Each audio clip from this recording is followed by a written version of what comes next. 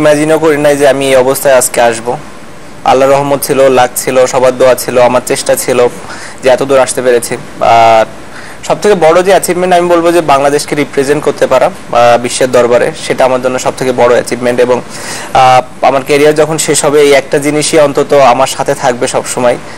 So এদিক থেকে আমি অনেক লাকি, কারণ আমি খুব বেশি চিন্তা করতাম বলে আমার কাছে মনে হয় না। বছর বছর চিন্তাও চেঞ্জ হতো, ডাক্তার হব, ইঞ্জিনিয়ার হব, পাইলট হব, এটা পড়বো ওটা পড়বো, বাট দিন শেষে ক্রিকেটার হয়ে গেছি। শেষে আপনার কাছে জানতে চাই যে ক্রিকেটাররা অনেক ট্রাভেল করে, এমন কোন জায়গা ঘুরেছেন সাকিবের সাথে যে আমাদের ভিউয়ারদের সাজেস্ট করবেন যে must see destination? Caribbean. Caribbean, যে why is it so special? Ocean থেকে শুরু করে পাহাড় দেখা থেকে শুরু করে সবকিছুই, মোটামুটি সবকিছুই আছে। আর I mean it's one of the known famous vacation place. তো ক্যারিবিয়ানটা অনেক মজা ছিল। সাকিব অনেক দেশ দেখেছেন, অনেক জায়গা ঘুরেছেন। ঈদ আসলে কিন্তু আমাদের যারা সবাই আছে যে যেভাবে পারে কেউ দেশের বাড়িতে যাচ্ছে বা সার্ক ভুক্ত দেশগুলোতে যাচ্ছে বা আরো দূরে যাচ্ছে, আপনি কি সাজেস্ট করেন যে কোন জায়গা মাস্ট সি? আমার জন্য আমার ফার্স্ট প্রেফারেন্স হচ্ছে ঈদে দেশের বাড়িতে ঈদ করা। এর থেকে বড় প্রেফারেন্স নাই। বাট হ্যাঁ, কেউ যদি বাইরে যেতে চায় আমি অবশ্যই সাজেস্ট করব। যদি আমি নেপাল কখনো যাইনি, আমি শুনেছি অনেক সুন্দর একটা জায়গা এবং আমাদের পাশেই, যেটা অনেকেই অ্যাফোর্ড করতে পারবে, খুব বেশি খরচও লাগে না। এট দি সেম টাইম ইন্ডিয়া যেতে পারে, কাশ্মীরও যেতে পারে। আপনি গিয়েছেন কাশ্মীর? না, আমি যাইনি, আমি মাশরাফির কাছে শুনেছি এবং আরো অনেকে যারা আমার ফ্রেন্ড সার্কেল থেকে কাশ্মীরে ট্রাভেল করছে ওদের থেকে শোনা যে অনেক সুন্দর জায়গা। আমার খুবই যাওয়ার ইচ্ছা আছে।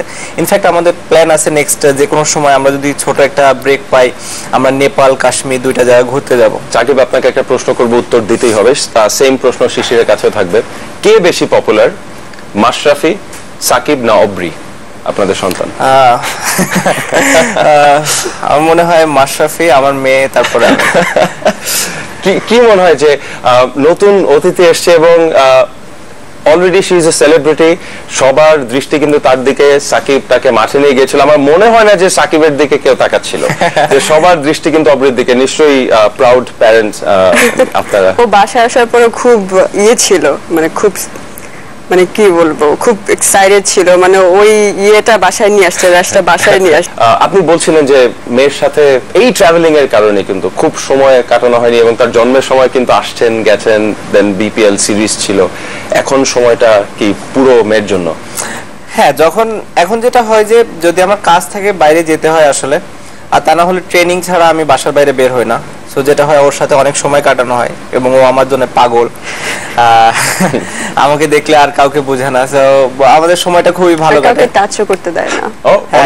ইভেন ও আমাকে যদি ধরে কিছুক্ষণ দেখবে, দেখার পরে সোজা থাপ্পড় মারাই শুরু করে আর চিল্লায়, ও করে কথা বলতে পারে না, ও ধমক দেয়, মানে যে ওকে বুঝবেন যে ও রিঅ্যাক্ট করতেছে। কাউকে ইয়ে করে না এভাবে।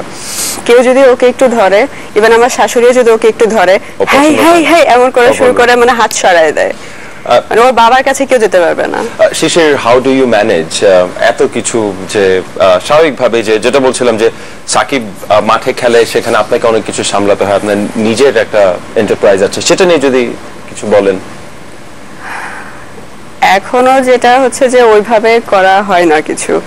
আর বেবি হওয়ার পর আলহামদুলিল্লাহ আমি অনেক ফুল কনসেন্ট্রেশন প্লাস আমার অনেক হেল্পিং হ্যান্ডস।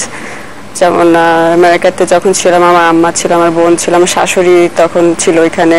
তারপর দেশে আসার পর আমার ননদ, শাশুড়ি, সবাই, মানে আমার ওইরকম ভাবে কোনো হার্ড ওয়ার্কই করা লাগে না ধরতে গেলে, এত হেল্পিং হ্যান্ডস।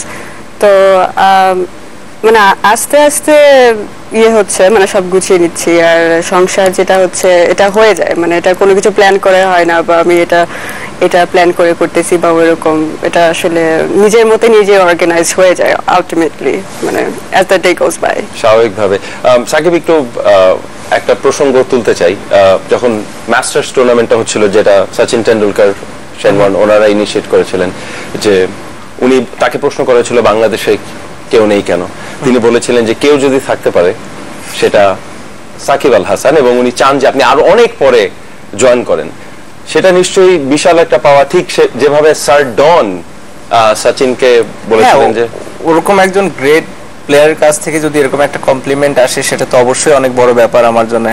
আমি যেটা আগেও বলেছি, যে কোনো কমপ্লিমেন্টই আমার কাছে অনেক ইন্সপায়ারিং, বাট ওরকম কোনো প্লেয়ারের থেকে আসলে অবশ্যই সেটা একটু স্পেশাল। বাংলাদেশে 17 কোটি মানুষের মধ্যে আমার ধারণা যে মাত্র জন্ম নেয় তারও স্বপ্ন থাকে যে সাকিব আল হাসানের সাথে ছবি তুলবে। সাকিব কার সাথে ছবি তুলতে চায়, বা এখনো সেই স্বপ্ন পূর্ণ হয়নি? কেউ না কেউ তো থাকবে। ওভাবে আসলে ছবি তোলার যে খুব, না তাও যে দেখা করার কথা বলছি। হ্যাঁ, যেটা হয় যে আমি ফুটবল অনেক পছন্দ করি, ফুটবলের আমি অনেক ভক্ত, লিওনেল মেসির আমি অনেক ভক্ত, বার্সেলোনা আর্জেন্টিনার না যত, তার থেকে বেশি মেসির ফ্যান। সো ওর সাথে দেখা করার একটা ইচ্ছা আছে। শিশির খুব বড় ক্রিকেট ফ্যান হয়তো ছিলেন না, যে